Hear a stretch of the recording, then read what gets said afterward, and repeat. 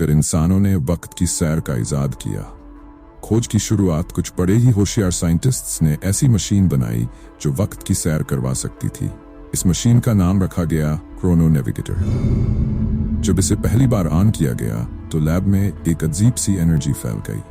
हर कोई सांस रोके इंतजार कर रहा था कि क्या यह वाकई काम करेगा या कोई बड़ी तबाही लाएगा। दिन 2 गुज़िश्ता में सफर साइंटिस्ट्स ने पहली बार अमेरिका की आज़ादी के दिन की सैर करने का फैसला किया। जब उन्होंने देखा कि लोग आज़ादी के लिए किस तरह लड़ रहे थे, उनका दिल भर आया। आज़ादी की कदर करना उन पर वाज़ेह हुआ। वो वापस आए और सोचा, क्या इस वक्त की सैर से हम कुछ सीख सकते हैं।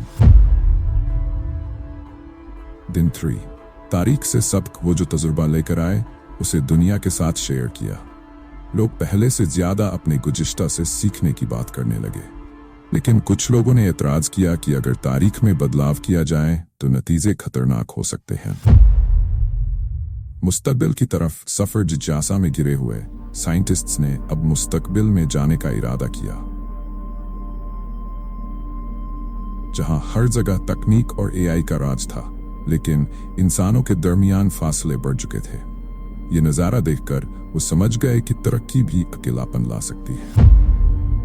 दिन 5 नतीजे का सोच अब सवाल था, क्या इंसानियत को इस इजाद के बारे में बताना चाहिए या इसे एक रहस्य ही रखना चाहिए। दोनों तरफ की बहस तेज हो गई।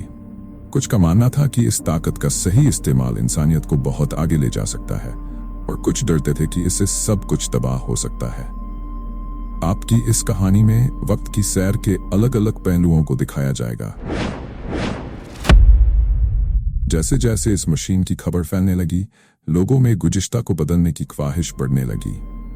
कुछ लोग अपनी गलतियों को सुधारने की कोशिश में थे, तो कुछ दोबारा से अपने सुनहरे लम्हों को जीने की।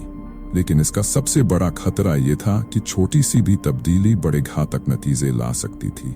साइंटिस्ट को समझ आ गया था कि इस इजाद का गलत इस्तेमाल ना हो, इसलिए उन्होंने तुरंत कदम उठाने का फैसला किया।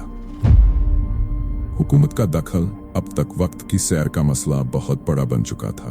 दुनिया की बड़ी हुकूमतें इसमें दखल देने लगी।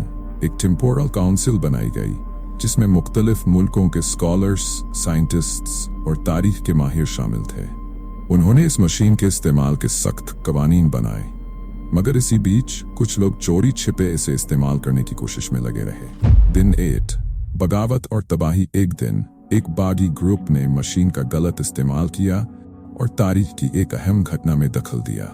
इस तब्दीली से वक्त की लाइन में दरारें पड़ने लगी। जो गुज़िश्ता था वो बदल गया और इसके असरात हाल के वक्त पर भी महसूस होने लगे। अब हर चीज उलट पुलट हो रही थी। ये तबाही हर किसी की समझ से बाहर थी और साइंटिस्ट्स को इस गड़बड़ी को ठीक करने के लिए फौरन कदम उठाने पड़े। दिन 9 वक्त के साथ दौड़। तारीख को बचाने के लिए साइंटिस्ट्स ने बागियों का पीछा किया। ये एक खतरनाक मिशन था जिसमें वो मुख्तलिफ ज़मानों में दाखिल होते गए। हर दौर में उन्हें नई मुश्किलात और चुनौतियों का सामना करना पड़ा। कभी वो प्राचीन सभ्यताओं में फंसे तो कभी एक ऐसे मुस्तकबिल में पहुंचे जहां इंसानियत खत्म होने के कगार पर थी। वक्त के खिलाफ दौड़ जारी थी। आखिरी जंग आखिरकार साइंटिस्ट्स और बागियों का आमना सामना हुआ। ये जंग न सिर्फ तारीख को बचाने के लिए थी, बल्कि इंसानियत के वजूद को भी बचाने का सवाल था। आखिरी पल में साइंटिस्ट्स ने तारीख को सही राह पर वापस लाने का तरीका ढूंढ लिया, मगर इसके लिए उन्हें कुछ बड़े बलिदान देने पड़े। नतीजा एक नई सोच। इस तबाही के बाद दुनिया समझ चुकी थी कि वक्त के साथ छेड़छाड़ करना कितना खतरनाक हो सकता है। टेम्पोरल काउंसिल ने सख्त नियम बनाए और ये तय किया गया कि वक्त की सैर सिर्फ तारीख को समझने और सीखने के मकसद से की जाएगी, ना कि उसे बदलने के लिए। इंसानियत ने इस इजाद से बहुत कुछ सीखा और एक नई सोच के साथ आगे बढ़ी। आखिरी पैगाम ये कहानी दिखाती है कि ताकत के साथ जिम्मेदारी भी आती है। इंसानियत को यह समझना होगा कि हमें अपने अतीत से सीखना चाहिए, मगर उसे बदलने की कोशिश से बचना चाहिए। हर लम्हा की अपनी कदर है और हमारा मुस्तकबिल आज के फैसलों से ही बनेगा। कैसी लगी ये कहानी? मिलते हैं अगली वीडियो में। तब तक अपना बहुत ख्याल रखें। ऐसे और मजेदार वीडियो देखने के लिए हमारे चैनल को सब्सक्राइब करना ना भूलें। अगर आपके मन में कोई आइडिया है तो हमें कमेंट करके जरूर बताएं। आपके विचार हमेशा स्वागत हैं।